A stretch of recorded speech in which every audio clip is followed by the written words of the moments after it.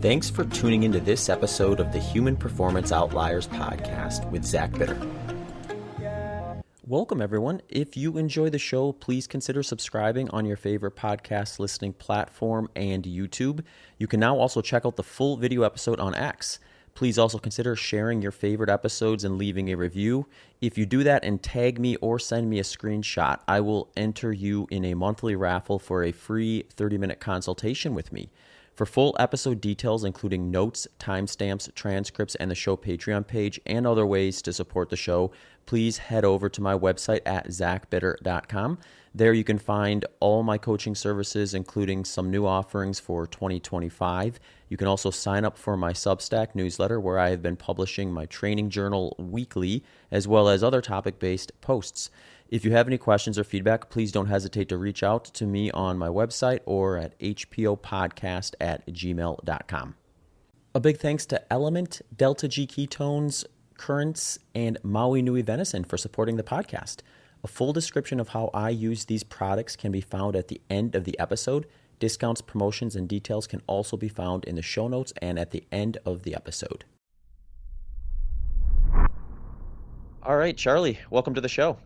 Zach, happy to be here, dude. Ben, obviously heard your podcast a few times. Obviously I've seen my friends on it, so pleasure to be on. Thanks for having me.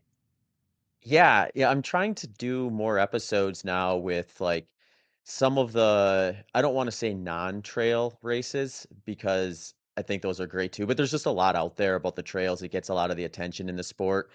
And then we get these races like flat ultra marathons or multi-days and things like that, which I think are really exciting and have a deep history, but they don't always get quite as much attention.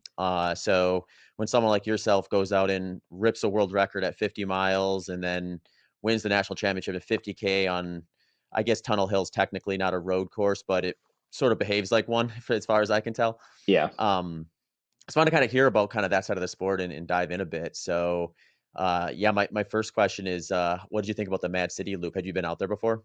That was my first time. I've been to Madison a few times just throughout college racing, like Nutty Comb, pre-nats and stuff.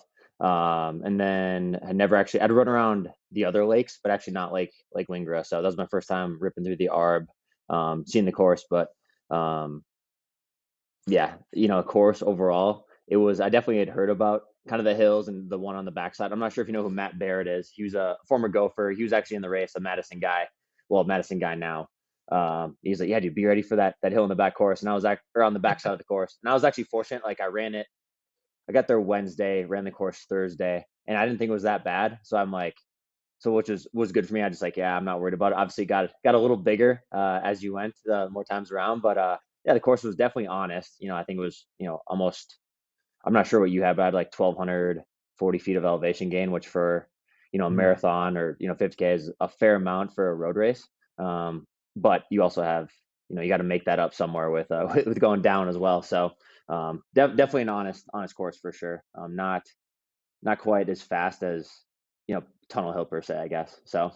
Right. Yeah. When you ran 2:49, I was like, all right, that's because, you're getting close to the world record at that point, although 50 minutes are premium in the shorter distance ultras. But that course, I think it's sneaky because you're right. I think it's like a little over 2,000 feet for the 100K. So, the 50K is going to be exactly half. And it's not like gradually dispersed either. It's like you get kind of a couple punchy hills and then you get some, and the downhills too. Like that first downhill you hit right around like, I think it's like mile 3 on the first loop, but it's like 2 and maybe 3/4 of the way into the loop when you start from the start finish area. Yep. And I'm sorry, the finish area, I should say. And that's kind of a little bit of almost more of an aggressive downhill than I would typically like you can fly down it, but there's that grade where it's like you can just really rip and not feel like you're just driving tons of eccentric load. And that can even start catching up to you a bit at the end of a longer race too. So add that in with some of those like slightly tighter turns. Like there's that spot when you kind of come into the start finish area and they had you do like this weird little kind of like 290-degree. Yeah. And miserable. Yeah. Right. Going around that at 6.5 minute pace was a little awkward. I was just thinking, man, these guys ripping 5:30s in the 50K must just be like just screaming about that by the end. Oh yeah, I mean, like Ian and I, and even like the first loop, like myself, Adam, Ian, and then I forgot who else was with us, but it was just like we all literally clipped one another, just going around that bend, and even like, basically a mile in when you go up past kind of Edgewood College, you go up, take that Yeah. sharp left on the sidewalk, like even just those sharp turns get slightly annoying after a while. And Hmm. obviously, the race went well for me, so I can't really complain a ton. But it does kind of take you off your rhythm, and definitely throws a little extra, small little jabs in there that you don't necessarily expect, and they definitely add up slightly over time. But again, Hmm. it was only a 50K. Like, it wasn't definitely the 100K would wear on you a little more for sure. So because it just breaks your rhythm. And also, I like your point too on the downhills as well, and that's like probably the one thing I was worried about the most because my build was fairly abbreviated, so I didn't have a ton of time to get like a ton of mileage under my belt and do like any sort of like major downhill runs or anything like that. So that was kind of my biggest worry was like my quads blowing up just because didn't have the sheer volume underneath my legs in this build, but um, was able to fortunately get through it. So Yeah. When I saw you guys come by, were you guys on loop 4?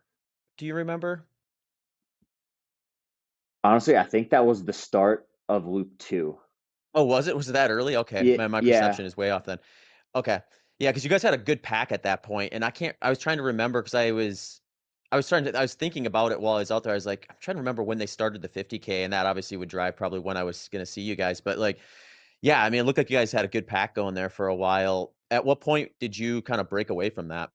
yeah. That was basically kind of right after we passed you. We shot up that hill near the college, took that sharp left onto the sidewalk, and Ian, even the first time going around, so like basically a mile in roughly, Ian kind of like didn't surge, but just really let himself go down that hill. Hmm. And on the second move after we went by you, he even let it go even more, and that was kind of his little breakaway move. And I kind of let him go a little bit until we turned on that kind of sharp left on that sidewalk. Also, like there was that little like like brick ledge as you kind of turn in. I almost Yeah. like almost nailed my shoulder on that every single time. So I kind of let him go, and then it was myself, Adam, and maybe two other gentlemen, maybe one other gentleman, and Ian probably had 10 meters on us as we got off that bike path. You kind of hit that main road where that roundabout is, where you hit that sidewalk again, and I'm like, shoot, Ian's a really good runner. Um, and he could easily like not easily, but he could run away with this. It was his first 50K, but he's run 216, one Indy Monumental a couple years back. I'm like, shoot, I should probably cover this. And like I didn't feel great the first loop. I felt better as we went, which is a a great feeling when it goes that way. Hmm. So I actually shot the gap for the next probably 400 meters after that sidewalk before we got to that next little trail and just closed the gap on him. And then it was basically just us two from that point on. So then he was basically taking basically all the poles he was leading. My plan was just I was there to win. I didn't care if we ran 3 hours. I Hmm. just wanted to come out with the win. So I'm like, I'm not going to make a move until I have to. So it was basically Ian and I. Yeah, the rest of the second loop, the entire third loop. Then the fourth loop, I could tell it was kind of fatiguing, especially coming around in the start into the wind that had kind of developed Hmm. coming off the lake there and going up the big hill on the backside. Basically, with roughly 10 miles to go. I just kind of sensed that he was like really slowing down, really like laboring, and I just kind of like unintentionally like just maintained pace and just ended up gapping him on the hill. And one of my buddies was out there cheering. He's like, Chuck, he's cooked, he's done. You got to go. So I just like I didn't even look back, didn't have hesitate, got to the top of the hill, just didn't press at all, maintained, took that first left onto the road, took that next left into the arb, and just let it go. So I dropped a 511 a mile from basically that split from top of the hill for the next mile. So just kind of broke it open, and then just basically stayed relatively on the gas all the way through. I was running 520s. Had a couple 5 teens in there, but that was kind of just how it progressed. But again, I didn't expect to move that early, but you just see an opportunity, and I took it. So Yeah. No, I imagine, yeah, you pick that when it showcases itself like that. And there's also you kind of get in a little bit of just like a rhythm with where you're at or who you're with, and then you get a little bit of a change in environment between someone slowing down like that, which you don't always expect, and just this new sense of purpose almost where you make your move and now you're running a little faster at what feels like a similar or same effort, which at the right time in a 50K, I think can just launch you into a really solid finish. yeah, I mean that's exactly where it was. I mean, it just felt like I was doing like, 'cause even though I'm racing with Ian and we're running slower together, you're still like really focusing on your breathing because you're also trying to hear how he's breathing. You're also trying to like figure out how far the other people are behind you. Like we passed Raj at one point on the fourth loop, right kind of before that hill. And I'm like, Raj, how far back are they? And he's like, you can't even see him. I'm like, all right, cool, thanks. And then my buddy actually drove by before he hit the top of the hill. He's like, 50 seconds, they're back there. I'm like, damn, 50. I thought we gapped him more. And then Ian Mm-hmm. even he's like, nah, that's a lot of time, man. We got the win, da da da. But little did I know that it was actually him, kind of like actually, I'm like, yo, we can. I'm probably hurting. Like, I'm not going to tell you I am, but it's like we don't really need to press. And again, I was just like, you know, almost felt you're almost too hyper focused on how you feel. Going back to what you're saying, like when you're with other people, and then I Mm-hmm. just literally just turned into my own kind of solo like time trial the last 10 miles. I definitely could have pressed a little more, but it was like, dude, you're putting more time on people. So Mm-hmm. just bring it home. No one's going to catch you if you're running 5:17 to 5:22. So Yeah. Did you guys have support on that backside of the loop too? no. So I intentionally I put a bottle out there, a bottle with a gel. I had 50 grams of carbs in the bottle, and then a Science and Sport Beta Fuel gel, just taped to the 40-gram one. Mm-hmm. I'm like, I'll grab that like if I see it the first loop. And we went by the first loop, and I'm just like, like no disrespect to the race or anything. I just didn't see my bottle on the table that they had sitting out there. I'm like, cool. And I had a gel stashed in my half tights anyway. So just right when we passed that, I just ripped that gel. And then basically every other loop, that was a plan. So I'd have my 50 grams of carbs in a bottle, rip that just the first mile with a beta fuel gel rubber band on it. So then I tuck that in my shorts and take that halfway and just repeat that. So worked Mm-hmm. out well because I just didn't want to. I'd heard kind of not bad things about the table halfway, but I'm just like, I just don't want to. There's no Risk guarantee. it. Like it was basically just going to be like sitting in a group on a table versus like in marathons you have you know table three, bottle three, like every Yeah. time, no matter what. So like, and that's kind of what I'm used to. So I'm like, I don't want to just have to like stop or hesitate and like stare, look for my bottle, and pick it out without knocking anyone else's over, and that just gets messy. So Mm-hmm. that was the bottle situation. Yeah, I wonder if maybe they do, and I'm just not aware, but like they should almost allow crew over there too, where they have like a transition zone kind of midway, so you can have your stuff handed to you. I think that would make a lot of sense because like the 50K, you guys are running fast enough, and with depending on what your strategy is, like you probably want to hit aid more than every 10K if you can. Um, it just seems like it would maybe be a good a good thing to have. I guess maybe logistically that might be difficult to go back and forth, especially if you just have one crew, to kind of get to those spots in time without getting in the way or having to get in and out of that park like that. But uh, yeah, I mean, we could just dive into maybe your approach, how you kind of strategize hydration and fueling and timing of all of that. Yeah, for me, it's been a lot of trial and error. Definitely some error in there and figuring it out. And initially, when I first started running like competitively at the professional level, it was like I kind of viewed fueling as like I didn't take it as seriously. I'm like, well, if I get my bottle, that's great. I'll make sure I stay hydrated. I'll get X amount of carbs. But now I try to be a little more dialed and try to like really hone it in, especially for the longer stuff. You're gonna blow up at run out of carbohydrates at some point. So for me, it's just like really honing in on that feeling. So what I found that works for me is like I'll do, I guess first off I'll do like ketone with caffeine right when I wake up, have my coffee, my normal quote unquote breakfast 3-ish hours before, which is just bread, nut butter, honey on a bagel with a banana. And then before the race, I'll snack on like a Morton bar too if I get sort of hungry between that time gap. And then right before the race, I'll do another caffeine ketone shot. So one of my partners is Ketone IQ, so rip that pretty consistently. Also take them just post race as well, just for recovery, the 10 grams. But then really in the race, it's for me, I found what works well for me personally is basically starting with a gel right at the start with a ketone shot. So kind of get one of the ketones, hopefully kind of lock in the brain. Um, for even a marathon, I know the ketones might not be super beneficial, but I think when it comes to focusing in the longer races, definitely could be an advantage there. And then I'll do like a 40-gram carb gel. So whether it's a Morton 160 or the Science Sport Beta Fuel. And then after that, typically I would go to like a bottle of 50 grams of carbs like the next 5K, and then go to a gel with electrolytes taped to like electrolytes in a bottle with a gel taped to it, and I go back and forth between that. But obviously Mad City was a little unique where I had to kind of go to a gel 5K in and then go to the bottle at 10K and rotate it that way. But I just found kind of giving myself one like liquid carbs, um, and like it was basically 16, yeah, 16 ounces of fluid with 50 grams of carbs and 600 milligrams of sodium. So that's quite a bit, to put down. And then I know like I feel a little bloated and start burping. So I usually Yeah. let that settle. And then I'll go to, the next 5K, a gel, and just make sure I rip the gel. And there's not many electrolytes in, like a Morton gel or a Beta Fuel. So I'll usually have a bottle with electrolytes, just usually like, could be like an Element, or some form of electrolytes, and just like chase with it. Don't need to finish it if I feel like I'm getting really dehydrated, have more. Just chase the gel down with that, toss it, and then go back and forth to the 50 grams of carbs, 600 milligrams sodium in the bottle, and back and forth. And I just noticed that my stomach with the little variances, and that kind of just helps it honestly to stay a little calmer. Haven't had any stomach issues doing it.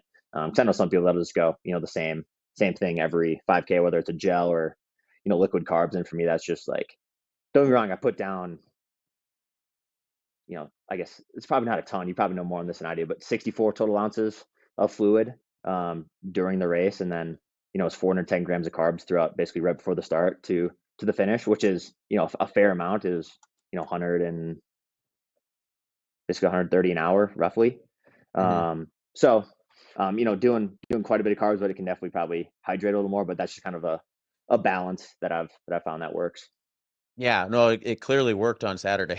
So it's Yeah. always interesting to kind of hear, like when I had David Rocha on the podcast a while ago, he was talking about some of those hyper high carb strategies and how much he took in even for 100 miles. And it's like really interesting to see like the different approaches and how they're doing it too. And have you figured out like an intensity where you feel like the exogenous ketones are maybe something you wouldn't do during an event, or are you just using them kind of across the board for anything at this point?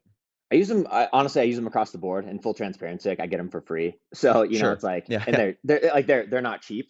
Like I'll say that Mhm. if I wasn't partnered with Ketone IQ, I probably wouldn't use them as much as I do. But I use them across the board. I know for like at least in the research, and I'm not oblivious to it. Like I'm not going to say or say it's like the 100% magic bullet. But like for anything like VO2 work, anaerobic work, you're probably not going to have any benefit. Mhm. But I still I'll take it, especially post workout recovery. If I'm feeling down or have like a massive session, like a big long run or something. Even after the race, I ripped one, just to honestly, because the research is showing, like post workout EPO production, all that, and any way Mhm. to boost EPO legally, I'm all for. Right. So, Yeah. Yeah. um, so yeah, mostly, kind of any scenario, even though it might not be particularly beneficial, for some work. But for me, I think when you get into maybe not even 50K, but when you get into like 50-mile, 100K, when it does, it's a pretty big mental toll, mental stress. You got to be locked in for 4, 5, 6 hours.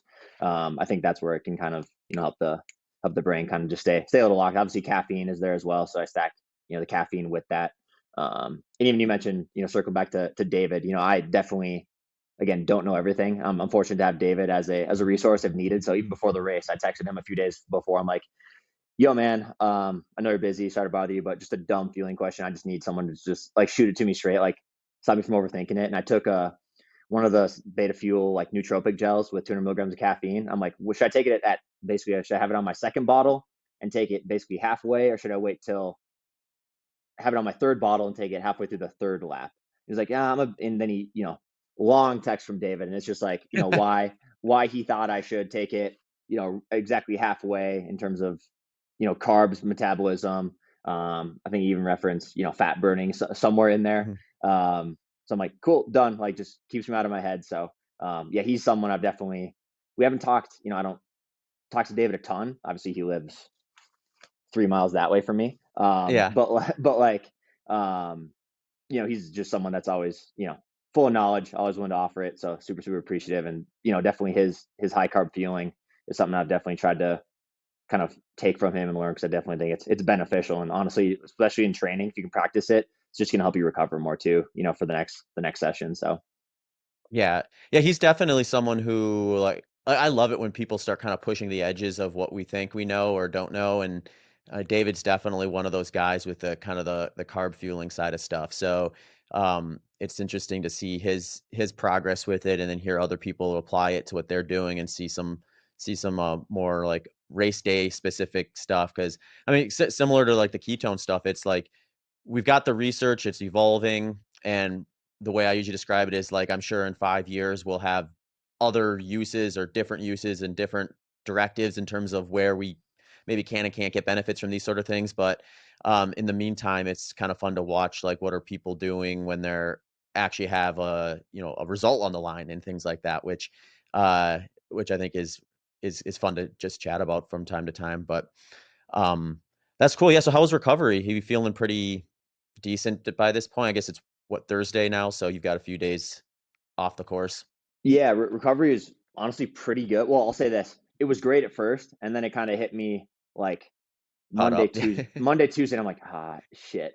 So I ran like I flew into Minnesota. So I went to school in Minneapolis, ran for the Gophers. So I was super familiar with that. And honestly, like I don't sound cheap, but it was just like $400 cheaper to fly to Minneapolis, rent a car, and drive to Madison. So, Hmm. and my grandma lives downtown Minneapolis. So I'm like, cool, I'll just come home after the race or go back to Minneapolis after the race. Spend the night with my grandma, have dinner with some friends, and then wake up, run in Minneapolis, and come back to Boulder on Sunday. So I ran Sunday mornings on River Road, met Coach Placentia, Plaz, I'll call him Plaz if I reference him again. So he bikes with me, and I'm like, we'll see. Yeah, I just want like, give me 30 minutes, and I'll be just shake it out. Like I'm not. Yeah. I usually do that honestly, even after really hard marathons or races. Just go the next day, run half an hour max, just flush the legs, and then focus on recovery. Hmm. Maybe take a day off the second day, 48 hours after. But we got started running, and honestly, my legs felt obviously some fatigue in the quads, but nothing crazy. It felt like I just done like a really hard long run. So like I got basically 20 minutes out. I'm like, I'll go a little farther. Get like kept going. Got to 4 miles out. I'm like, I feel pretty good. I'll go to 4.5. So ended up doing 9 miles on Sunday. Traveled Saturday afternoon or traveled Sunday afternoon back to Boulder. Woke up Monday and I was like, oh, my legs feel like trash.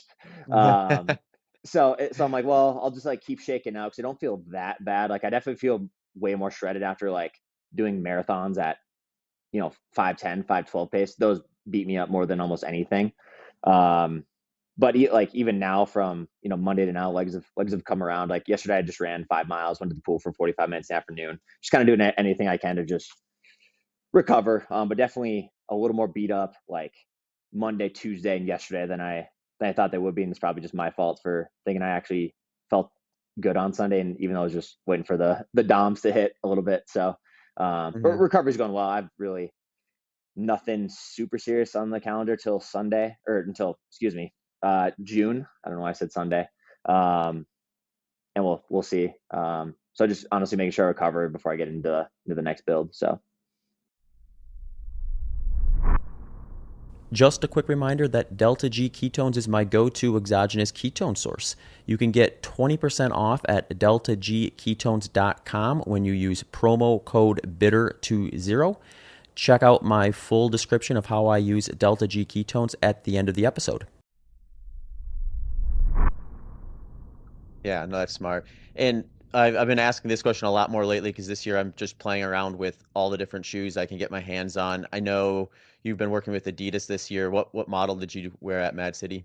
I wore the Evo ones. So I it's kind of funny. I was hoping to have the Evo twos for the race. I mean, doesn't really matter, but I came home to a box of another pair of Evo ones and the twos. So well, it was pretty happy to see that. But yeah, wore the Evo ones, which actually my first time I've worn like kind of a prototype version of it.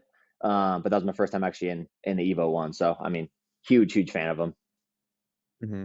Yeah, did you have an opportunity to try out a bunch of different like models and brands before you decided to go with Adidas, or was Adidas just something where you were kind of like inclined to maybe gravitate towards anyway?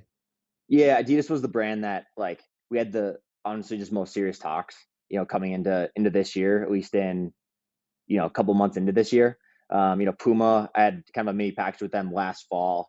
They're still generous enough to hook me up with gear throughout all last fall, which is again super appreciated. Saves you money, doesn't necessarily make you money, Yeah. but it's still nice. So, and then really kind of entering this year, it was like I'm not going to do anything short term. Had a package last year with Puma for my 100K world record attempt in Lithuania, for the San Francisco Marathon last July. But again, that was a 6 week gig, and it's great because I mean, it's was able to make a fair amount of money. They took great care of me, great people to work with, but it was just short term. Hmm. And again, like I'm not I'm not against that. Like it again, it extends your life in the sport and honestly helps you make money and keep it as a profession. So I'm super grateful for Puma for coming to the table. But again, it was like I don't want another 3 month or 6 week or Mhm. even a year, or just even doing an event. And Adidas had approached me, and then it was going to be hopefully multi-year. And I'm like, yeah, as long as it's that, like we're talking. So, and they really want to try to invest into the road ultra space, which is, in my opinion, I'm sure you feel the same way. It's pretty under invested in, and I think they see, Mhm. kind of an opportunity there. So, yeah, and they're trying to bring on, people that they think can make a big impact on that scene, and fortunate that they thought I could do that. So, um, yeah, pretty excited for what we have, really this year and next year for, which is right now the extent of my contract with them. So Yeah. Yeah, it looked like they were maybe trying to make a move into some road ultra stuff because they had signed Sorokin recently too, and I was like, between you two guys, it was like, okay, that's that's they're clearly interested in it enough to look at two road guys, and yeah, I think I love that too, especially for a brand like Adidas, where like when we get into the super shoe stuff, it's just one of those interesting things. Like we were chatting a little bit about this before we recorded, but it's almost getting more like kind of bike type of choices where back when I got into running and stuff, it was like, you wanted the right shoe, but there wasn't a huge variance in terms of like what one brand's top model was going to do for you from an efficiency performance standpoint compared to the next. Whereas now, it's a tool that will make a big enough difference on race day from a performance standpoint. So finding the right one is important. So like part of me is like kinda likes, like, maybe a shorter term partnership like you described, because then it's like, okay, I could pick the one for the job, and as long as the brand wants to work with you, then, you can kind of just, like, use it for that purpose, and if you pivot to something completely different, you've got your choice of the whole market again. But if you know what you wanna race, and you've got your goals set out, and eventually, when you're targeting things like world records and national championships like you are, you need some consistency to the degree where you can just kind of put your head down and train and not think about, okay, it's been 2 months, I better find a new partner. You yeah, it you want takes. s Mhm. Yeah, so sorry to cut you off. Yeah, it takes a lot of thinking out of it. And even to like this past fall, again, coming off Lithuania was basically done with Puma, but they're like, yeah, if you need anything, just let us know, shoot us a text or an email. We'll get whatever you want your way. So it's like, so I was training in one shoe, but I'd broken the world record, 50-mile world record in the Alpha Fly twos. And I'm like, the threes look sick. I think they're probably a better shoe, but low key, the threes didn't work that great for me. Um, and yeah, so it's just like, I'm training Pumas, but I think the Alpha might be a little better, or the Vaporfly might also, do this more for me, or vice versa.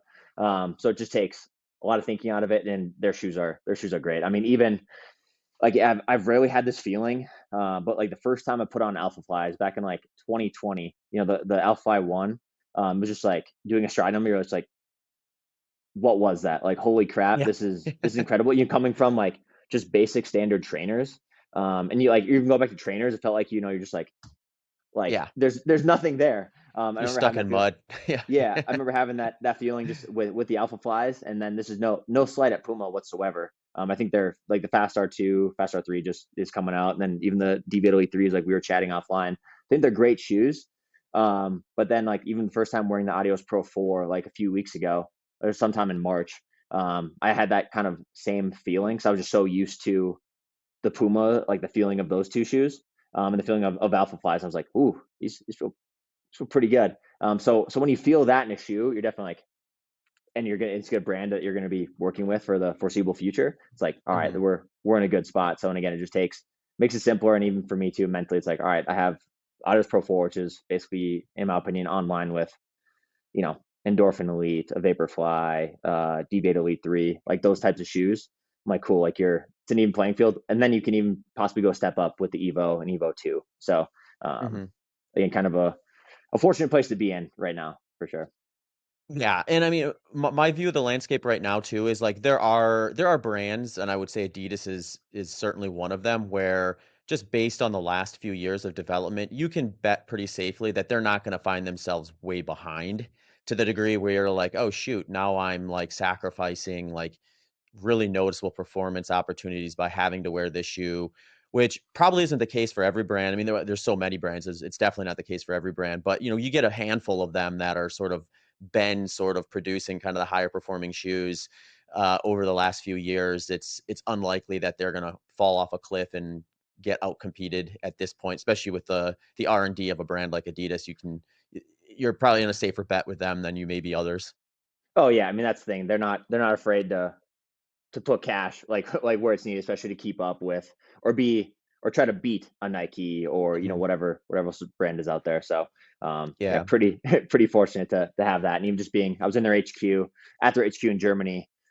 I got there March. The March doesn't. I was there for basically 2 weeks prior to 100K Worlds, so got to meet their team, got to honestly test out some other shoes that they're working on. It's just like they're continuing to evolve too, which is cool. Even beyond like the Atos Pro 4 and the Evo, they're constantly trying to evolve and make just a better shoe. So yeah, it's exciting. So I don't see them, at least them, falling behind anytime soon. Like you said, they got the R&D budget. Hmm. Yeah, the interesting thing too about super shoe tech is it at first glance it kind of seems niche where it's like, okay, well, this is like a race shoe. How is a brand going to invest that much money in that? But when you really think about it, like it's such premium.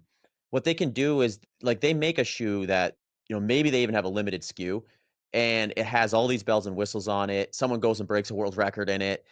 They can itemize the parts of that shoe and put them to other shoes and use that as like a marketing tool because that's what people are going to see. They're going to see these big record breaking performances or big wins in that product. And every time you see a major marathon now, it's like the conversation is, well, like how many people were wearing Nike, how many people were wearing Adidas, how were Asics, you get that sort of a breakdown now. So I think this like just incentivizes these brands to sink more money into that type of their line than they maybe would have otherwise in like a racing flat back in the day. Yeah, I mean that's literally what they said. Like, yeah, this like the launch of the Evo one could not have gone better. They launched it. Everyone's like, $500? Are you serious? Like, Yeah. is that worth it? And then it's like, then you go see to get a Cepha go run 211, in Right. Berlin. It's like, I mean, don't get me wrong, like she's a monster regardless, but it's like that just the marketing for that shoe. You throw her time on that shoe and her holding it at the finish line, Hmm. like money well spent there for sure. And then people are gonna, they only had 500 of them at one point. It's like those are Hmm. those are going quick, Yeah. if they're Yeah. not if they're not gone already. So Yeah. Hmm. yeah, 100%. And for them too, it's like they have guys like even this weekend like Evans Chibet, got other people in Berlin coming up. Like they want them competing for those major marathon wins, and they want to make sure that they're in the best technology possible. Have that on their feet. So yeah, they're like I said, well worth it from the marketing perspective because there's to keep up on the shoe front. There's a good chance you can have those the time written on the shoe, them holding it on the finish line, and holding the Boston Marathon trophy, um, or anything like that at the end, and that's you get their money's worth when you see those results. Yeah.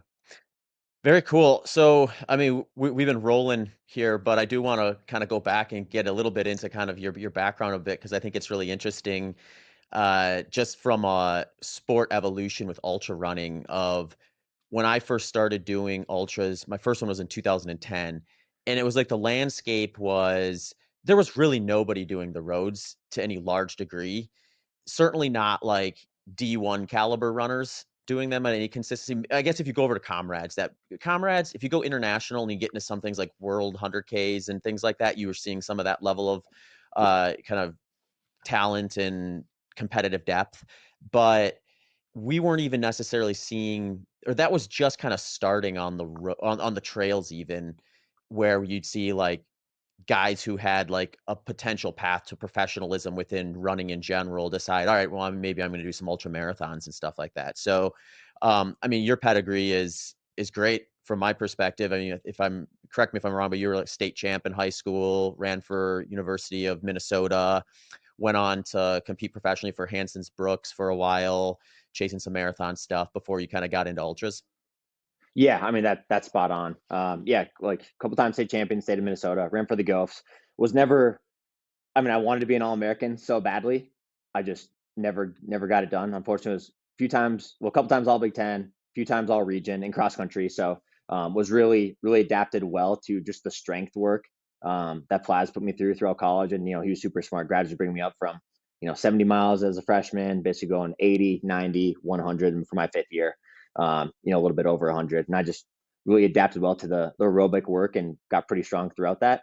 And then fortunately, didn't have a deal after college just because I didn't have the resume. My track times were not great, truthfully. At least not up to the standards that I wanted them to be at. So I was like, well, if I can just make the trials, that'd be awesome, post collegiately. So Plaz coached me all the way through my debut marathon, 2:16:10 at CIM in 2018. And then joined Hanson's basically a month after. So and that was an opportunity that I couldn't not turn down. It's like you can go, not make a lot of money, but you're not gonna have any expenses. Go represent Brooks, represent Hanson's, a program that a lot of great people have come through. And yeah, I mean, to this day, I wouldn't be here without one Plaz and two Kevin Hansen for giving me the opportunity. But yeah, that was kind of my way into it, was, the marathon. Still kind of am a marathoner by trade. I still do basically mostly marathon type work, just with kind of some extra volume add on top of it, whether it's during the interval session or doubling more, just making my easy days, 14-4, 15-5. That's basically a copy and paste directly from Kevin Hansen, kind of the cumulative fatigue. So, and then, yeah, in 2021 was kind of I guess the back end of 2020. I was like, I'm a good marathoner, run 2:16, but I'm probably never gonna make an Olympic team. Almost will guarantee to never make an Olympic team in the marathon. I just think I had kind of gotten close to like, squeezing as much out of that lemon as I could. I still think there's more to squeeze, truthfully, but at the same time, it's like, where can I be the best on the world scene? So kind of the end of 2020, especially early 2021, I was like, I want to try to win the 50K champs. I think that's kind of in my wheelhouse. Like, I've always been able to nail long runs all the way up in college, especially at Hanson's. I remember doing a couple long runs, with Shadrack, BWAT and stuff, and Ritz. And it's just like, I was able to honestly like take it to those guys just because I could just go run 5:30 kind of all day, no matter what. Like, but you throw me 5:15, 5:10, like, and those guys are, you know, meters up the road. Probably 100, couple hundred meters. So,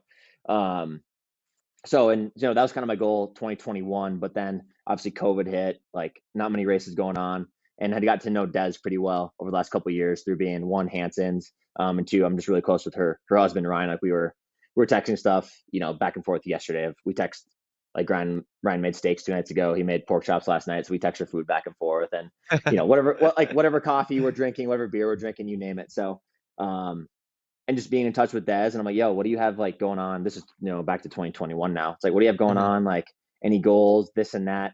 She's like, Josh and I, Cox, her agent at the time, was like, we're working on, putting together, going for the 100K world record. I'm like, oh, sick. Obviously, just being, one, a fan of Des, a friend of hers. And I'm just like, I don't have really any races going on. Like, basically everything's canceled. If I can help you in any way, let me know, whether it's just being there, supporting.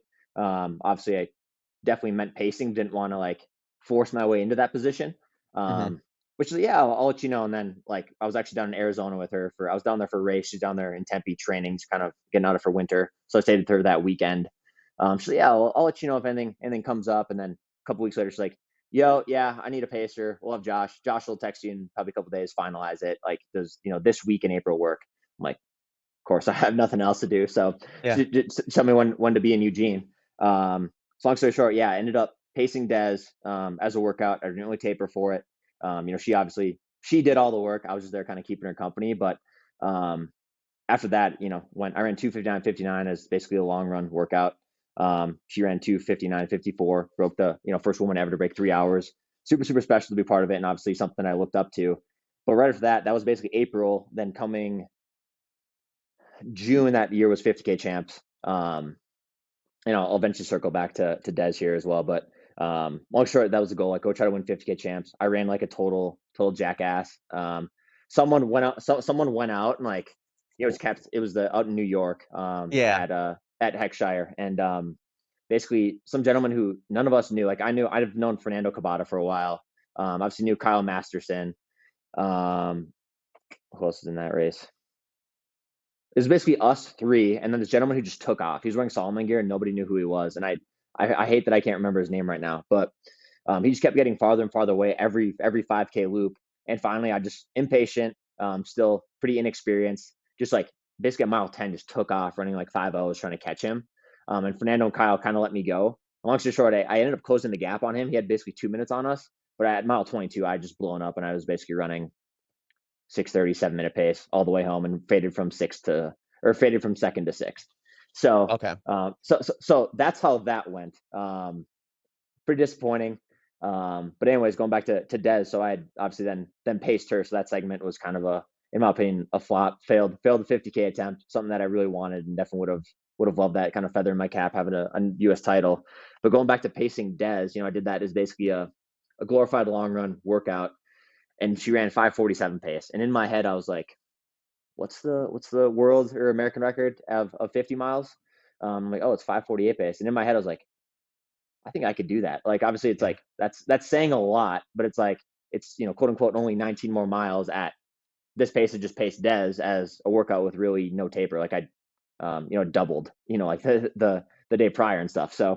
Um, so in my head, I'm like, if the right time comes, you'll go get that. So that was kind of my initial dive to the ultra space right there, and I really wanted to dive into in 2022 and 2023, but um, 4 weeks before 50K champs 2022, I ran Houston half as just basically kind of a big key race, key workout. And then 5 weeks later was 50K champs. Came down with a grade 4 sacral.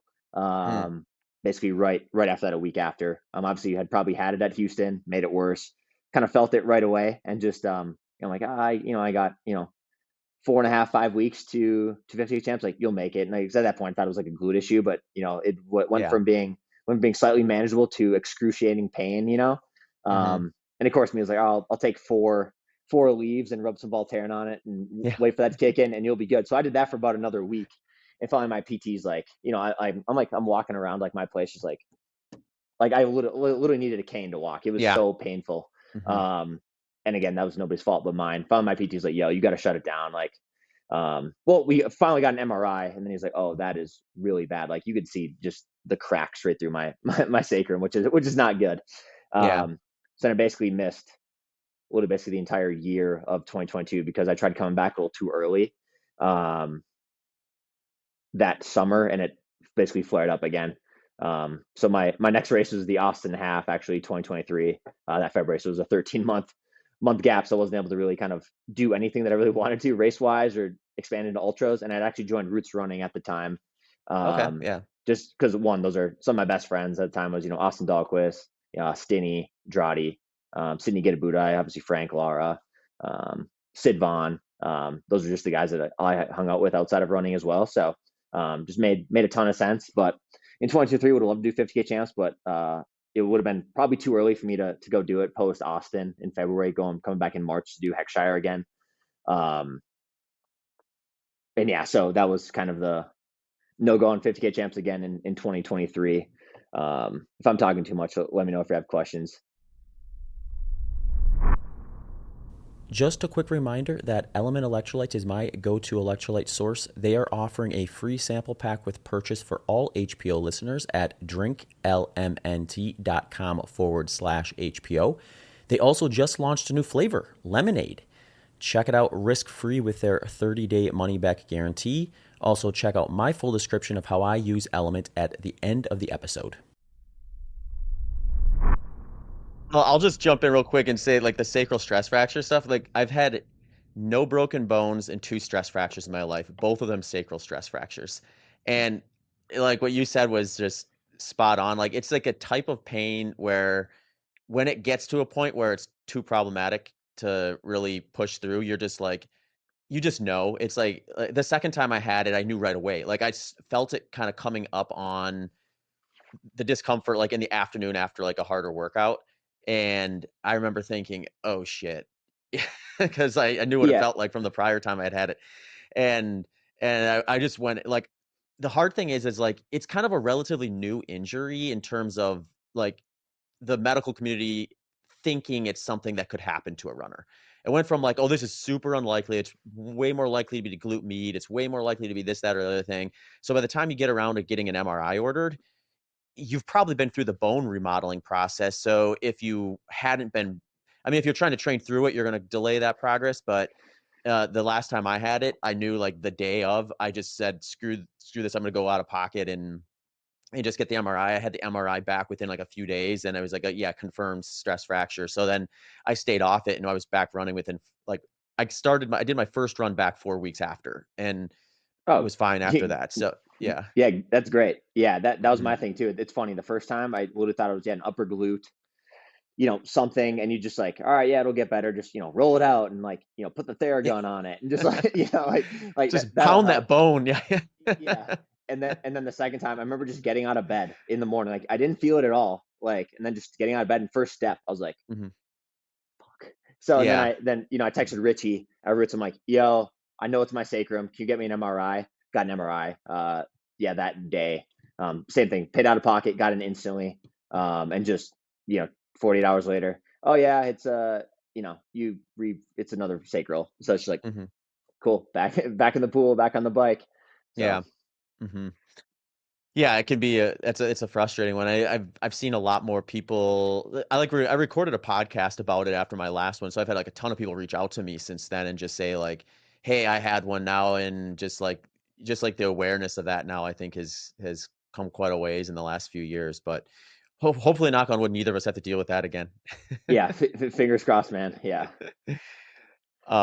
Yeah, sorry, I think I interrupted you. You're talking about kind of your progression through. I did have one question though too, because like Hanson Brooks. So, uh, like, I think guys like you, it's really interesting because we have sort of this scenario in the US where there's just a ton of support in collegiate athletics.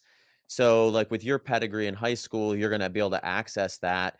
But then, like, even if you have a really good collegiate career, you almost have to be like very top of the class in order to really have a great outlet.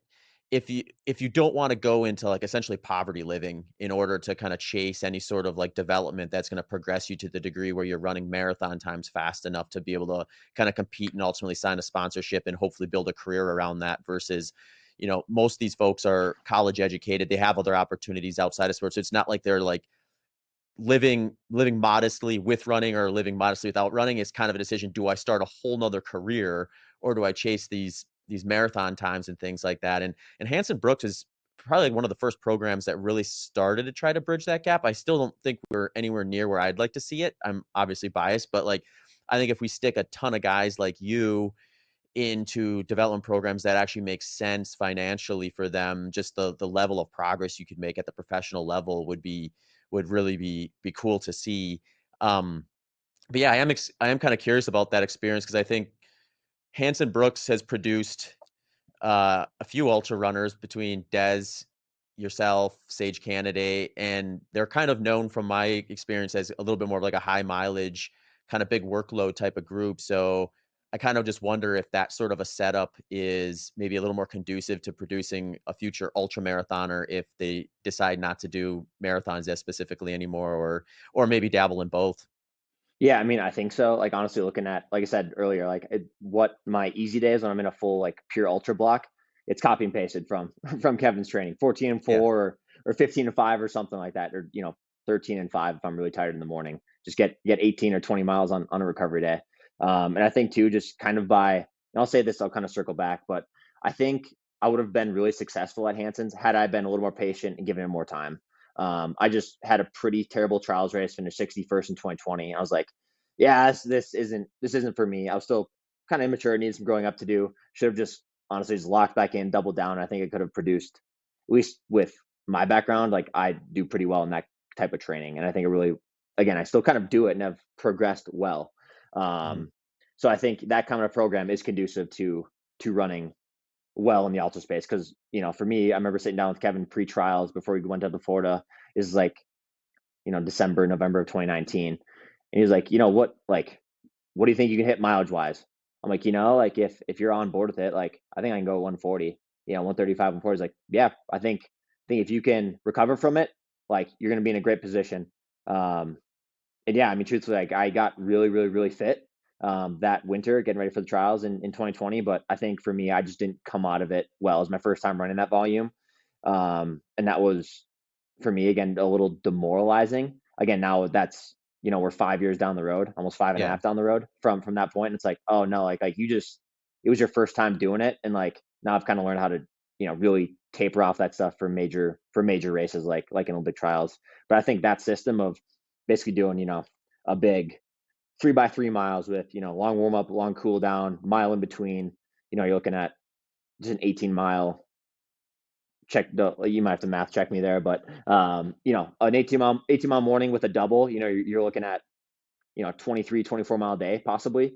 Hmm. Then going to 2 easy days of 14 and 4, then coming back with a similar session of 2 by 6 miles or 10 by a mile, on the road with floats and like longer recoveries to add that volume in. It really adds up and adds that cumulative fatigue, as I say. But I train with a fair amount of cumulative fatigue, truthfully, and I think if you can get yourself out of it and know how to recover from it, it's gonna be beneficial for like marathon and up for sure, and especially beyond like 50K and 50 mile and ultra type work. So Hmm.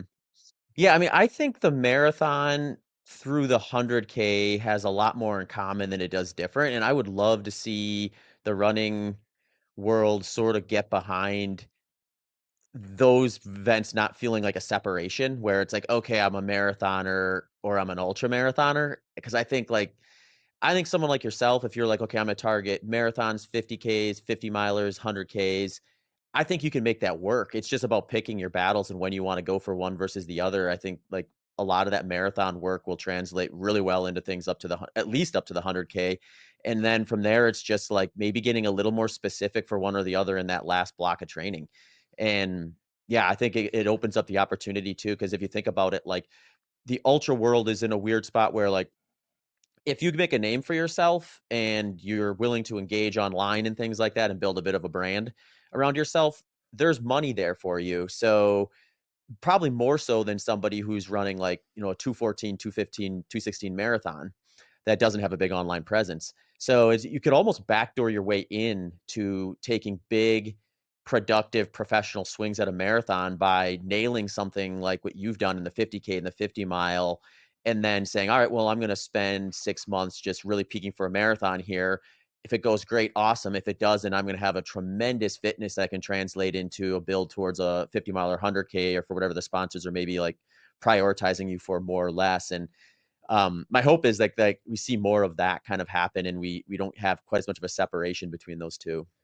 yeah, and that's my thing. Like I've been able to literally make a living and kind of build my brand around being able to I hate using the word hybrid, but like being Yeah. able being able to yeah do a marathon well relatively, and also like use that fitness to go run a great ultra. Again, like I said when I started, I train basically as a marathoner.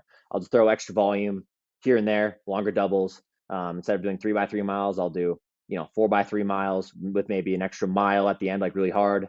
Or even just throw like 200s or 400s at the end of like a big tempo. Just to like again, it's extra volume, extra speed. I think even if I can get faster, just like move the pendulum, far this way. Hopefully my marathon pace, ultra pace, also follows. So that's kind of my mentality. And it's like the marathon to ultra worked extremely well in 2023. Like I was basically circling back to like 2022 being injured. The trial standard came out of 218 for the 2024 trials in Orlando. It was like, and for me, it's like if you consider yourself a good marathon in the U.S., like you got to, no matter what, you got to at least have been OTQ for the trials. Like so my goal, like going into, I had ended up leaving Roots the summer of 2023 just because I did want to go do some ultra type stuff because it was just like I think I can go get the 50. And then that's when I had signed up for Tunnel Hill the summer of 2023. But also I'm like, well, I got the trials. Then February of 2024, I'm like, I would like to be on that start line, even though it's like I don't have a shot at making team, but I want to go try to beat a lot of people. I'm just a competitor to my core. So I'm like, well, I think I can go, do this build up, get really marathon fit. Obviously, still do a little extra mileage. Like where I think in a marathon build, I think my sweet spot's probably 125, 130 for an ultra. I've done 160, did that last fall. I think it's too much while also doing marathon type work. I think that Hmm. just those two, at least for me, I broke myself. I think for an ultra, but if I can get like 4 to 5 weeks at 145 ish, maybe 150, that's kind of my sweet spot going in. So that summer was pretty big, pretty big volume. Raced 20K champs.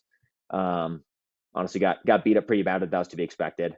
Kind of partially trained through, but then ran 216, 10 at McCurdy. Basically tied my PR from CIM.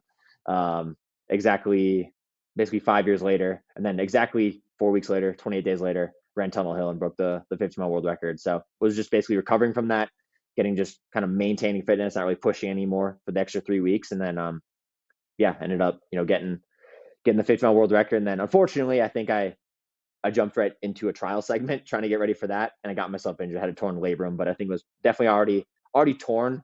It had been torn for a while based on the MRI that we got, Hmm. but just finally started feeling symptoms, naturally, like 10 days before the trials in in 2024. So, um, but yeah, just to your point, I think you can find it's not the easiest, but you can definitely find a balance between marathon and using that fitness to go run really well in an ultra marathon. So Yeah. Have you considered doing comrades? that's I was gonna do it this year. Fortunately, doesn't necessarily work with Adidas. I was gonna do it with Nedbank. Oh, So okay. Yeah, so yeah. so couldn't do it. But have a I'm slated to do it next year with them. So got that built into my contract. So, and honestly, next year is an up year, which I think suits me a little better than a down year. Hmm. Going back to me mentioning just the eccentric loading on my quads. The first thing I feel in any ultra, man, is my quads are the first thing to go, or even in a marathon. So it fatigues first typically. Hmm. And just 6,000 feet of elevation Yeah, loss does not yeah. does not sound extremely fun on the quads. But obviously, if it goes well next year, like you got to come back and take another shot on the following year. So yeah, Comrades is one of the biggest races on my list, like without a doubt. So No, that's great to hear. I would love to see someone from the US go over there and take a swing at the win because I think like no one in the US has won it since Salazar, and I want to say Max King is the only American who's been in the top 10 even since then. So, um, it's been a while since we've had any success over in South Africa. On the men's side, the women have done quite well at times, but yeah, I mean, someone with your caliber of speed and kind of your sweet spot from what it looks like right now would be great for that course. And living in Boulder too, it's like you can train on some rolling terrain that would get you ready for those hills at Comrades in a unique way, I think. So, um, I'm excited for that. I'm glad you've got that on your radar. yeah, I was a little bummed when just like, yeah, it probably might not work this year for us. And I was like, all right, sounds good, but we'll make it worth your time if you do it next year. I'm like, all right, Okay, deal. So, yeah.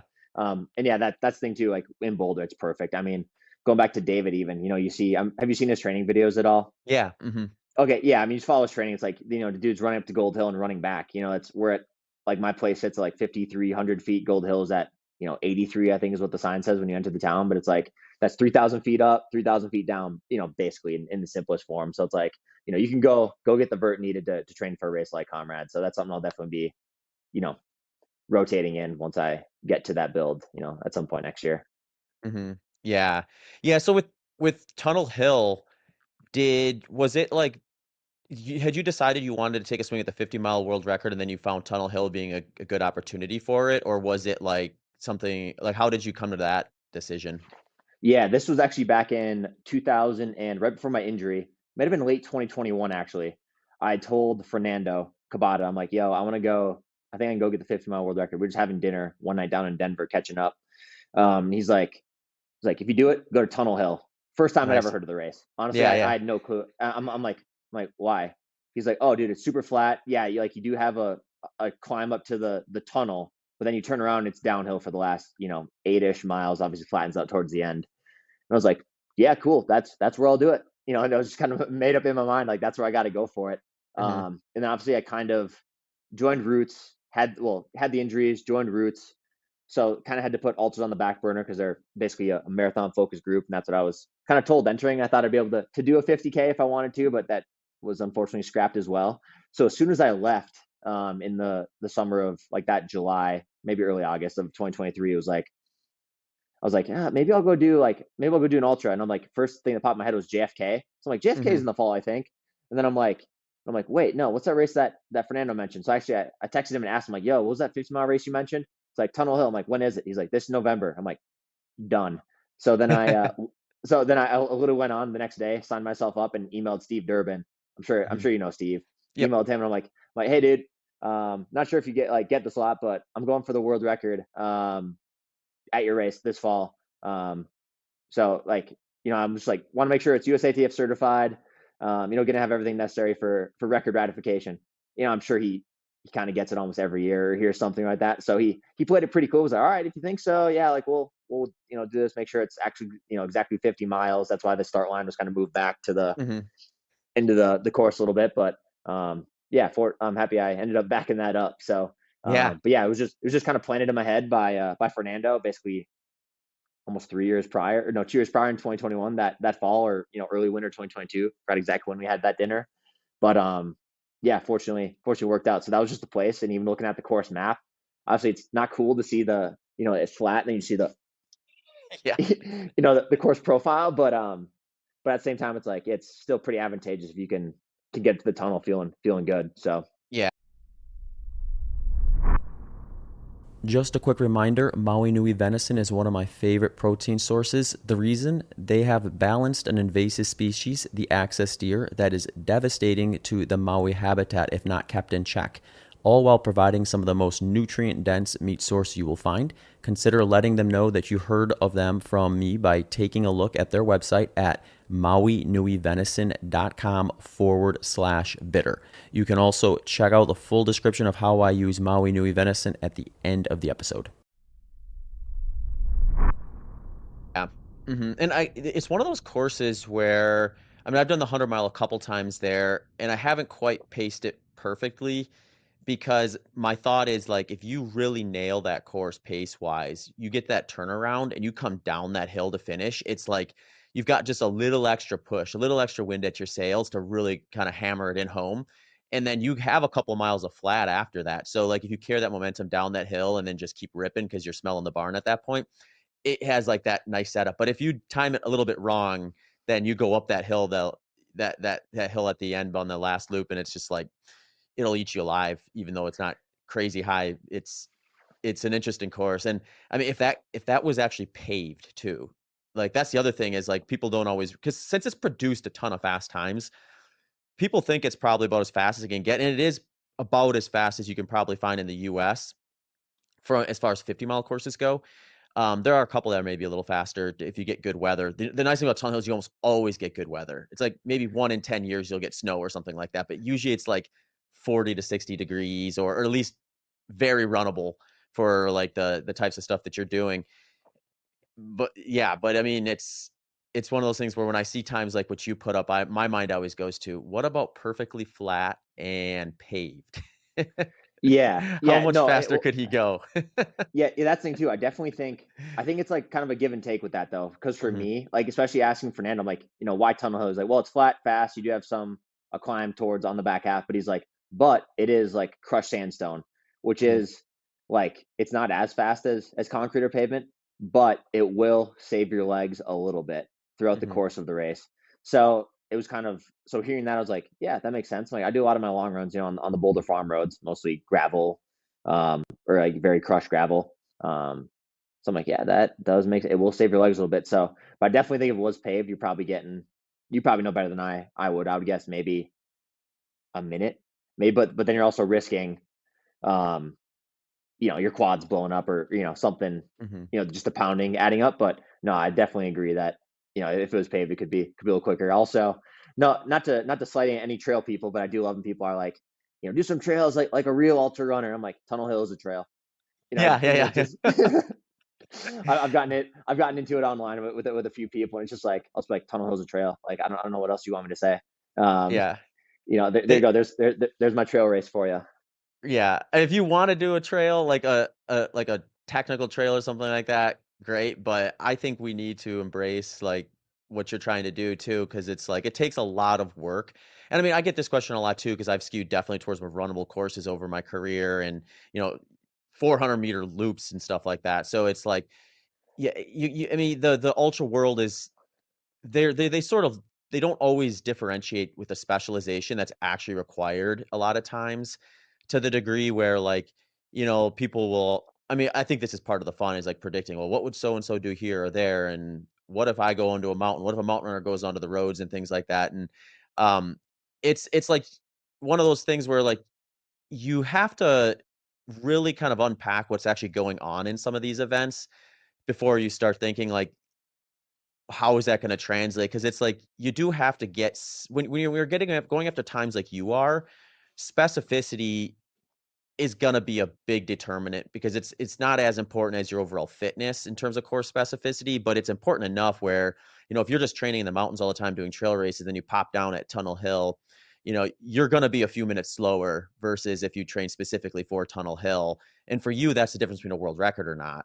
So, yeah, I mean, I think as the sport grows, it's just going to probably specialize more and more. And it's just like we don't see people, winning the Olympic. Well, I should say we don't, but like it's really rare that we see people doing amazing at such a variety of events that they can kind of be a jack of all trades. Whereas in ultra running, you can kind of still do that to some degree. Yeah, I mean that's the thing too. I mean, I think I could do decently well on the trails, truthfully, but also too, it's like I would need probably a pretty dedicated block to go, to even be like semi competent on the trails, at least to the standard that I want to be at. I mean, if I'm entering the trails, like I want to be, throwing Ready for haymakers it. at, Yeah. yeah, I'm gonna be throwing haymakers at gym 75 miles into Western states Yeah. if I'm running trail races, so like that would take, a lot more a lot more like I hate technical stuff, man. Like I don't run technical trails. Like I just don't. I run on the farm roads, Hmm. and tracks and roads for sessions. Um, but at the same time, it's like I definitely have the engine, the leg speed for it. It's just like, could I get the technical work down, and obviously get more vert underneath my legs. And then it's also too, it's like, well, I mean, we've seen Jim do it. Jim's also a monster. Go from the trails to, the 50 mile, the 100K. Hmm. Um, Jim's, kind of one of one though. So, but I do think, yeah, other guys like, Hayden. Hmm. Um, obviously, I think David could run a really good, you know, road 50, road 100K, Yeah. road 100 mile even. Um, so I think it takes a pretty special athlete to do it, but I think there is kind of a ability to go back and forth um, if you want to. But truthfully, at this point, it's like I just got a road contract. There's absolutely no point for me to Yeah. to go anywhere near the trails. Even Boulder's got great trails, but like I'm not risking going and rolling an ankle and missing training. So Hmm.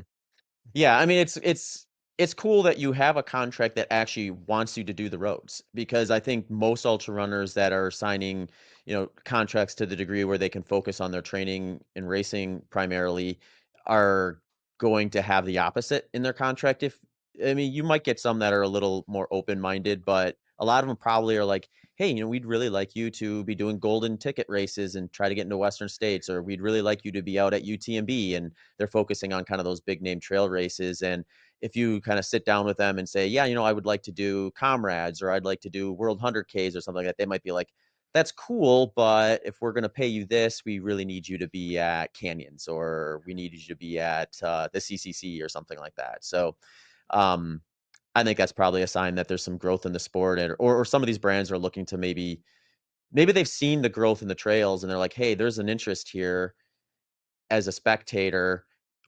Well, we can put some eyeballs on some of these other events that haven't grown quite as fast and maybe ramp that up a little bit. Um, Growth, I guess, it's positive. yeah, I mean, and that's exactly the gap that Adidas saw, and they're like, shit, like we have guys that can go do some pretty special things. So we think we can go get guys that want to do special things on the road ultra scene.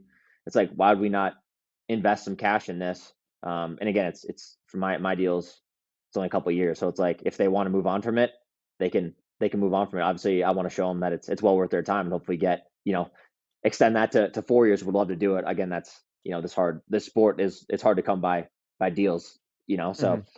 so we'll see. So I'm gonna try to take, advantage of the best I can, with the couple years I have with Adidas. But yeah, it's cool. I mean, they definitely see an opportunity, and I think you bring up an interesting point. I don't know why it made me think of this, but obviously, Adam V. I don't know how to Yeah. pronounce his last name, but yeah, like one of the nicest dudes I know. I mean, he literally lives like a mile and a half away from me, so we run together on occasion. And a few years ago, he mentioned, or not a few years ago, a few months ago, he had an Instagram post of just like why road ultras like deserve a little more attention, a little more hype. And it's just like it's way more accessible than trails.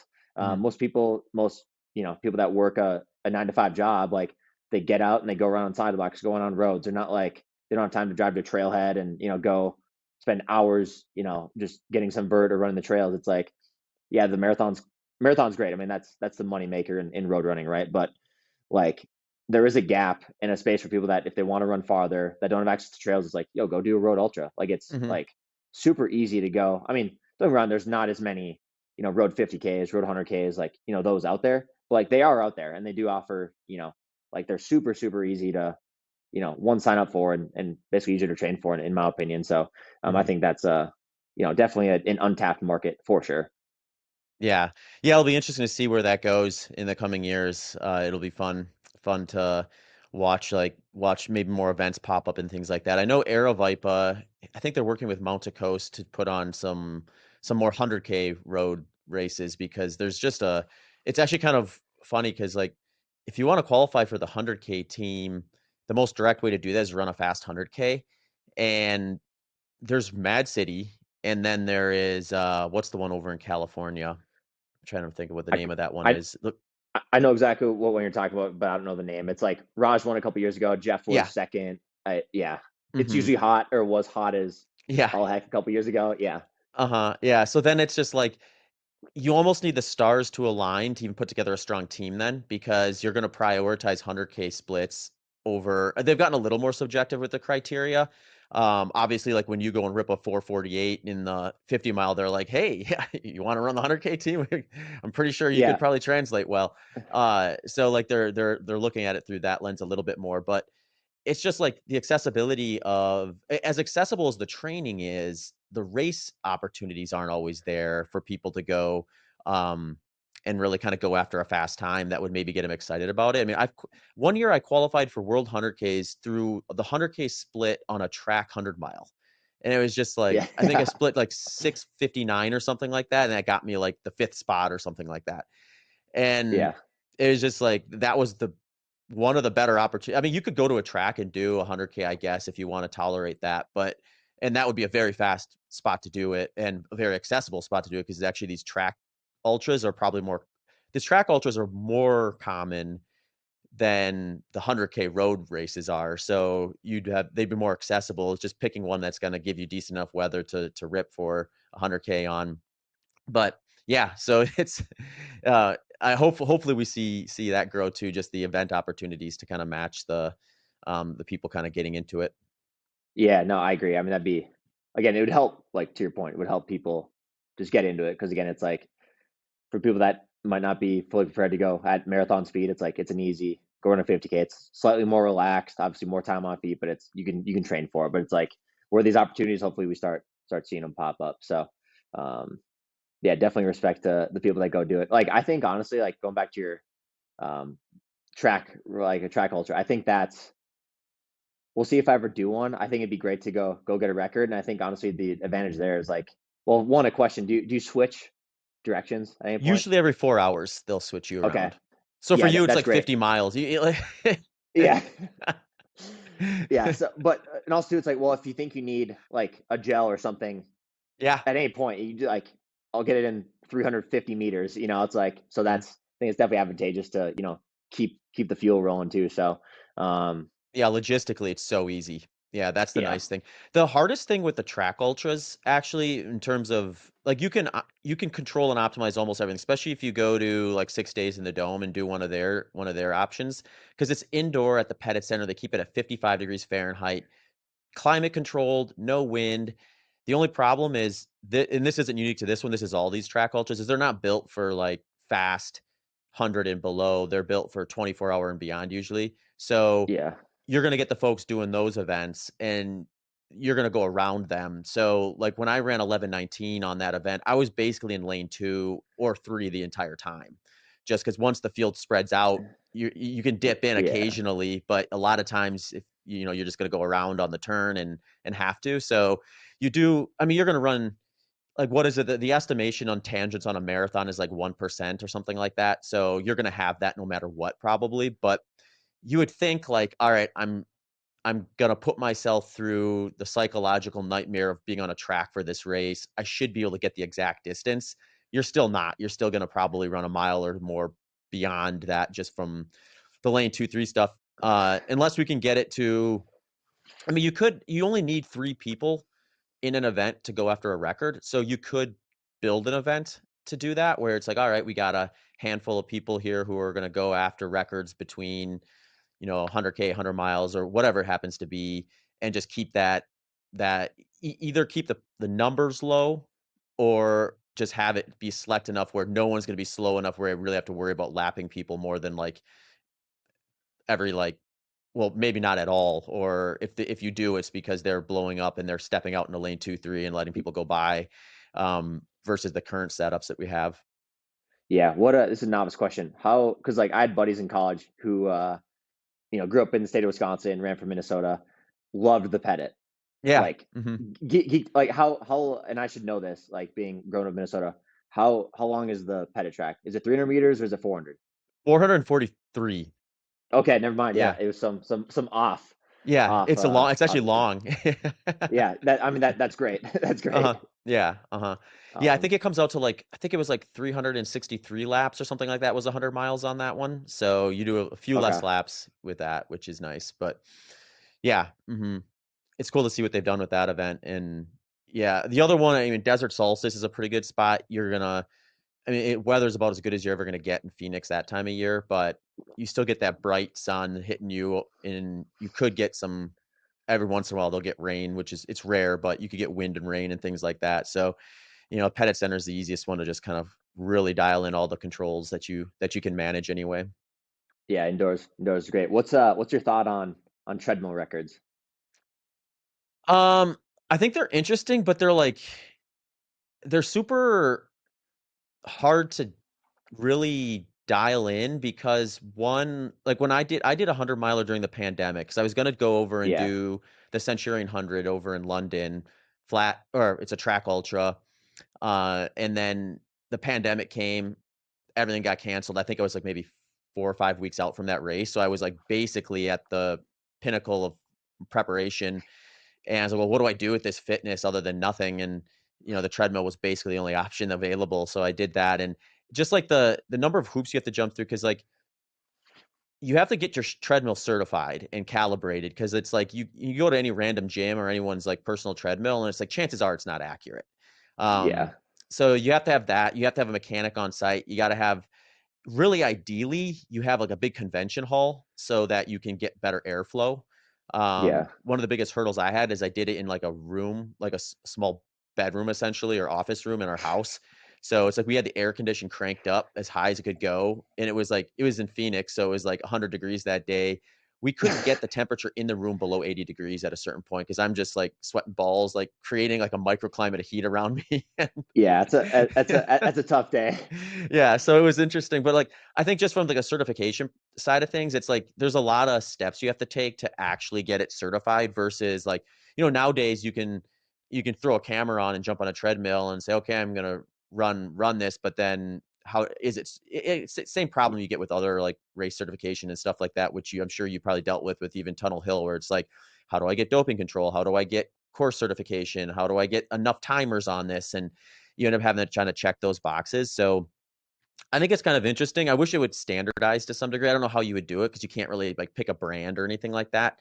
I guess you just standardize like the way the treadmill set up to collect the data. But Yeah, if you can do yeah, that, I think it's kind of a cool. I mean, it's like anything in ultra. I guess it's different. So um, it's kind of a fun one. And people think it's got a cool storyline behind it too. It's like run 100 miles on a treadmill is just kind of absurd, or 24 hours on a treadmill, 50 miles on a treadmill. Yeah. So, are you thinking about one? I mean, like full transparency, I was talking to, and I'll just say it. I was talking to Wahoo this past fall. Okay. I would have loved to have the kicker run. I just have a Peloton tread. Gets the Hmm. job done for 95% of the stuff I need to do. Um, but initially, the kind of pitch was like, like what can we do with you on it? I'm like, I mean, I'd be game for a temp, but it was again, it's like you got to do so many hoops to do it. And ultimately, we never got a deal done, so we didn't even get to that talking point. But it was something like, oh, would you be interested in doing this if we got a deal done? I was like, yeah, I would. Um, so You again, if know, Wahoo wants to go ahead and sponsor the attempt, or get behind or be the official treadmill of ultra records, I mean yeah. that'd be sick. I mean that obviously be super helpful for the sport and honestly like people doing stuff like that. But yeah, ultimately, I don't see myself doing it anytime soon.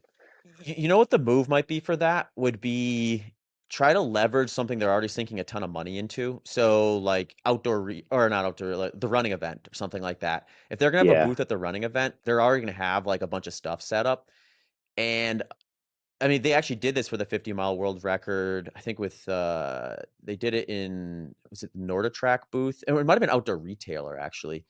And they had that set up. It was actually during the convention. So now you have spectators, you have like a sideshow going on that's going to draw people into your booth. So they're like incentivized to look at that as like a better add-on to their marketing budget. You get the convention hall, which is great because you have better airflow. They're probably Yeah. keeping it nice and chill. And I'm always freezing at the running event, so I assume they keep it cold in there. Yeah. And I think that's probably the way to do it, is try to get a brand that's going to be at the running event and say, hey, what were you thinking about this? Or what do you think about this? And then see if they want to weave that into their whatever massive budget they build around that sort of thing. Just a quick reminder that Currents is a product I use pre-workout and during events to help with blood flow, recovery, and fat oxidation. Check out currenzusa.com. That's currenzusa.com to see the 40 plus studies they have and use promo code BITTER20DEAL for 20% off your first purchase. Full description of how I use Currents at the end of the episode. Yeah, that's also like, just this is a complete side note. That's also an event I got to get to at some point, because it just looks like, one, everyone is there, so I It's have so like much FOMO. fun. Yeah. I have FOMO just sitting in Boulder. And into like for the last 2 years, Des has texted me because she goes every year. She's like, "Yo, you going to the running event?" I'm like, "No, I don't really have a reason to." And same with, you going? Yeah, how about this year? I'm like, I don't really have a reason to. I'm like, if some brand wants to pay me. Well, actually, my old Mm-hmm. nutrition sponsor asked me if I wanted to go, and I said yes, but I'm gonna need, like, I was like, basically during my 100K world block, I'm like, yeah, I'm Mm-hmm. gonna need, you know, X amount of dollars to make it worth my time. Mm-hmm. They honestly, they just didn't follow up after that. So like, all right, I Yeah. guess I'm not, I guess I'm not going. But yeah, no, it looks like a fun event to be around, honestly. So Yeah, it is. I'm spoiled. Not, well, actually, it's not in Austin anymore. So it has been in Austin. So I've been able to go the last few years. Just I'm like 3-4 miles from the convention, so it's been easy for me. But um, I think it's in where's it San going? Antonio now. I think. Yeah, I'm pretty Okay, sure San Antonio. So it's still not that far from where I'm at, but not quite as easy as I could hop on my bike and head down there if I wanted to when it was in yeah, Austin. But yeah, uh, avoid the Austin traffic and just, right, it's probably faster to hop yeah, on the bike. yeah, exactly. Cool. Yeah, so I don't know if I asked you, but so the 50K obviously was a success and a good kind of kickoff for the year and with your partnership with Adidas and everything. What other stuff you got planned coming up? Right now, it is grandma's half. Just honestly, just working on getting faster. Hmm. I was kind of wanting to do the full, but honestly, I'm like, that takes a lot of recovery. I'm just kind of using it as a bridge, and then I'm gonna get ready for a 100K world record attempt at Tunnel Hill. So Oh, nice. I already talked to Derb. He's gonna do basically a 100K mat. Um, he's just gonna extend it out. Like, you're gonna do the normal 50 mile course, come down off the flat, and go down basically an extra 10K, turn around 10K, back Perfect. roughly on the flat. So he had a gentleman tell him, he's like, "What if we send him back up the hill?" I'm like, "I'm not No, doing no, it. no, no, no, no, I'm no, not yeah. doing it." I'm like, "I'm not doing it. I'm not doing it." He's like, "All right." Well, he's like, "Good. I'm happy you had a strong opinion. Because if you didn't care, we probably would have listened to this other gentleman." I'm like, "Yeah, I refuse to. I'm not going back up that thing. Like, Yeah, no. I'll take, like, so I'm gonna grind up. I'll take the head of steam down, and then it's just like, whatever I got for the next 20K, basically." So, Hmm. so yeah, so that's the plan for the year. So, and I think I can, hopefully, honestly, the half is I want to try to run my PR 64:14 from that race 2018. Hmm. So I mean, I'd love to go. Honestly, a PR would be probably the B goal. I think A goal is probably around 63 low. I'd love to break 63, but I don't want to go. I'm the kind of athlete where if I go too hard, I'm gonna red line and cross that line, and I'm just gonna blow up. Hmm. Um, so for me, it's just probably locking in at, you know 450 for as long as I can. So that's in the short term, I guess, next couple months, that's the goal. So Yeah. Well, hopefully you go and bust that 100K world record, and then Tunnel Hill makes the 100K an official event there too, because that would be another great spot just to slide one in where you could get fast 100K opportunities. I mean, that would probably by default become the fastest 100K course in the US. Um, just by the nature of how Tunnel Hill set up versus where these other events are at the moment, outside of tracks. So, man, that's gonna be fun. And yeah, so 605 is what you'd be looking at for that one, right? That's where Sorokin's got it at the moment. yeah, full disclosure, I want to put it under 6. That's Yeah. That's my goal. Obviously easier said than done. At his race, I went through 50K in 2:58, and Hmm. this is a total salute to Alexander, man. I don't know how he does it on his courses. Like Hmm. I just don't. I mean, the loop I did was like 1.8K, had 7 turns of basically 90 degrees or more, and it's just like truthfully, like, I just and this falls on me. Like I saw the course and I thought it'd be just a little smoother after seeing it, but it's straight up turns and Hmm. turns that like, and I just did. I wasn't prepared for that. I just was not prepared to have my rhythm broken that often. And like, even though it's only a small change of pace and pick it back up, like it adds up over the course of 50K, 60K, Hmm. 70K. And once basically I fell off pace, I was like, I'm not here for the American record. Like I'm just gonna honestly cut it. Because I just found out that I made the World 100K team like 2 days before the race even. So I'm like, I don't want to do any damage. I don't want like, so Hmm. just cut it. But no, it's a salute to him, man. That he's able to go run as fast as he does on with changing paces and taking all those turns. Yeah. Um, but yeah, no, hopefully, and even just talking to Derb at Tunnel Hill, like I think this year it'll be basically one big weekend of he wants to do a 50K too. So it could be like a 50K, 50 mile, 100K, 100 mile, and I think he'll still do the marathon as Yeah. well. So I think it could even be like do it in early spring, or like make it two events where it's a 50 mile, 100 mile, 50K, 100K, type Hmm. event. So Yeah. but yeah, hopefully it becomes kind of a regular event for him, because it's cool. Seeing Durban Race Management and his company, with all the races he does, and even Sterling Gym. Trying to think what else. You probably know them more than I do. One of the Barkley preparation ones. Yeah. Um, Hmm. so yeah, just a good dude for the ultra sport for sure. No doubt. Yeah. Yeah. And I mean, just crewing on that course too is so easy because that road just runs right parallel with the path. So it's like you can have someone just hop out, crew you, drive a few minutes to the next spot, just repeat. It's like super easy on them. You don't have to really worry about a whole lot. Yeah, it's set up nicely. So love to see them build that out. But yeah, it'll be awesome to see kind of how you progress through training and everything and go in and take a swing at that. It'll be definitely something I'll be looking forward to watching. Yeah. Do you have anything on your calendar, or do you hope to make it? Yeah, so I mean I'm a bit my plan at the beginning of the year was Pettit Center. I was going to take a swing at 100 miles there. And that's still loosely the plan, but as we were talking before, I'm sort of managing an Achilles issue. So whether I'm able to get this sorted in time with enough running, and right now it looks like I'm going to at least have to be doing some of my training that would have been running as cycling for the next few weeks at least. So I'm in a little bit of like no man's land in terms of what I can expect from prior experience.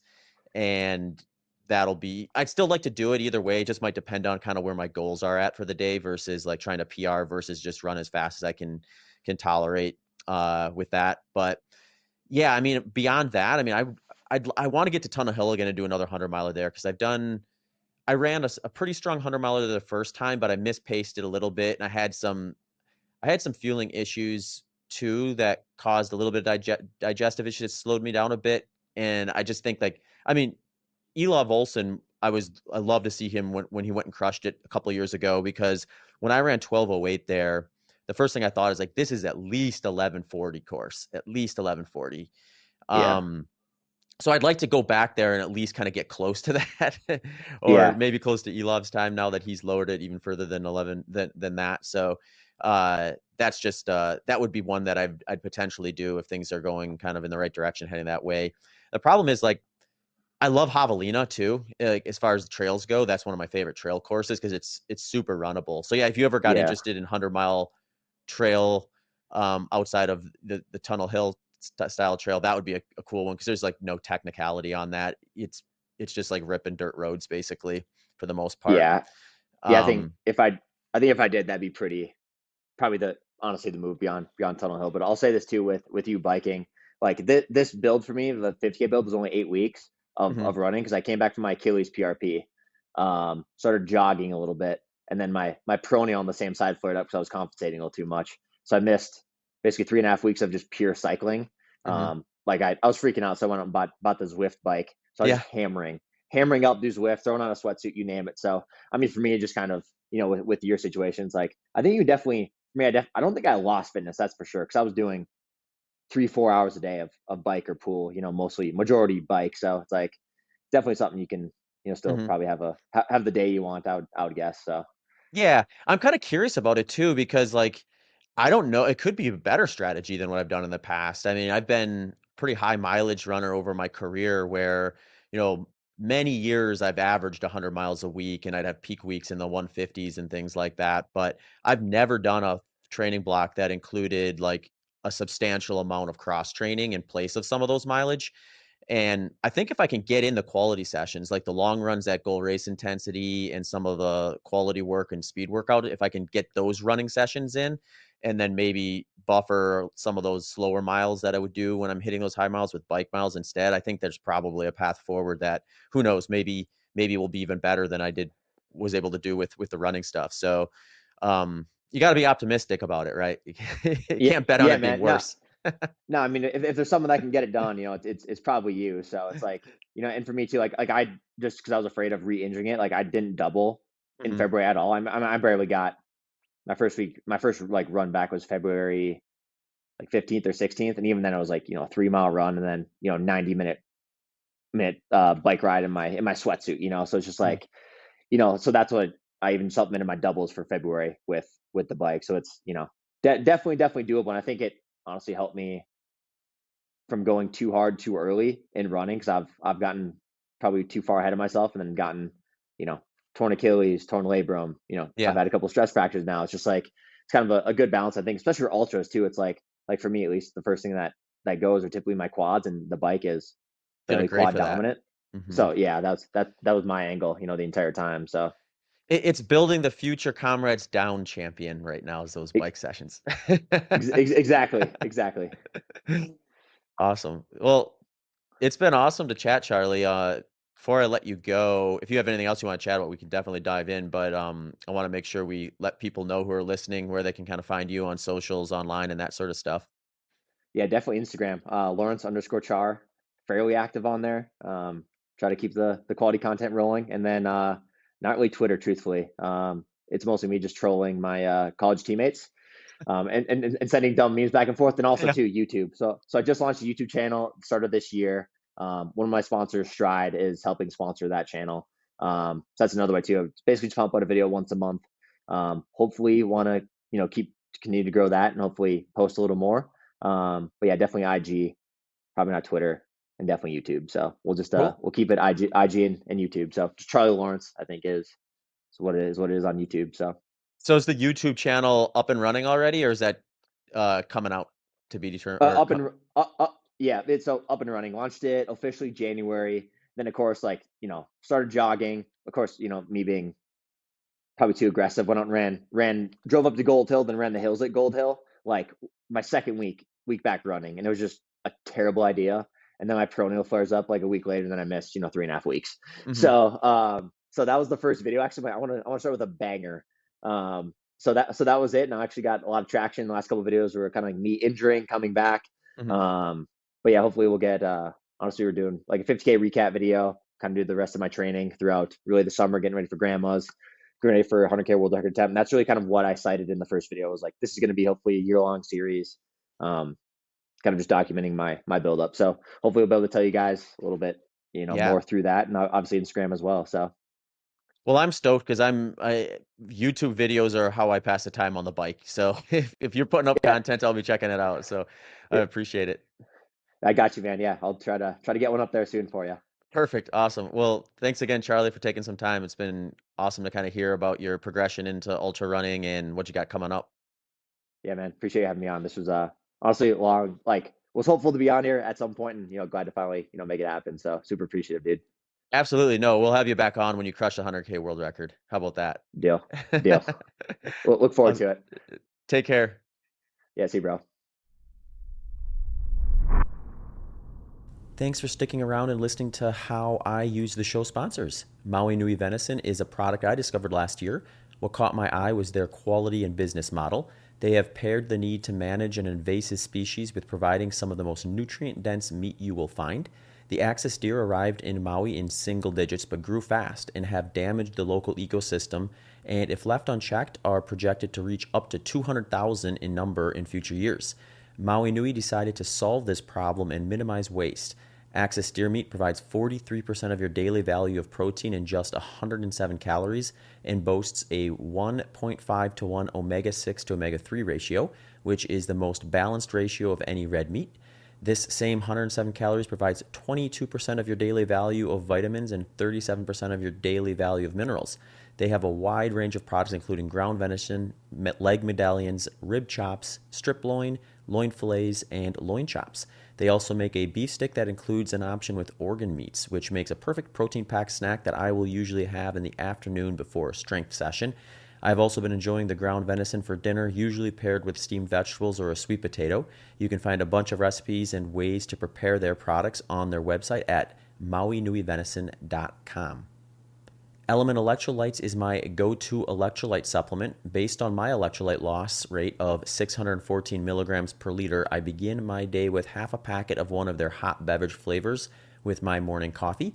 I rotate through all of them, but my favorite at the moment is the chocolate mint. Later in the day, I have been having either a packet of their watermelon flavor or a can of Element Sparkling, which is their carbonated electrolyte drink. I usually have the black cherry lime or watermelon flavor for those. If you are curious about how to dial in your own fluid and electrolyte setup, check out episode 300 of this podcast, where I dive into some of the things you can do at home to gauge how much fluid and electrolytes you may need. A free sample pack with your first purchase can be found at drinklmnt.com/HPO. Delta G ketones is the best researched exogenous ketone supplement on the market. The research on exogenous ketones is constantly evolving. Delta G is responsible for much of it, hosting 50-plus published studies and 20-plus ongoing studies, and have received DARPA grants designed for special forces. Delta G uses ketone esters, which is unmatched in raising blood ketone levels when matched per gram. The best use case, as the evidence currently stands, is as a post-workout supplement for better recovery and or during longer, lower-intensity sessions to help with mental focus. For this reason, I will have a bottle of Delta G Performance, that's the little blue bottle, after my biggest workouts for the week and during long-run training sessions once I have been out running for about 45 to 60 minutes. Head over to deltagketones.com and enter BITTER20 for 20% off your next purchase. Currents, which is spelled CURRANZ, is a pre-workout supplement that I started using this year based on the mounting evidence that has started pointing towards them as being a potential endurance workout supplement that can help move the needle on things like recovery, blood flow, fat oxidation rate, reduce muscle damage, etc. They have 40 plus studies on their website if you want to check those out.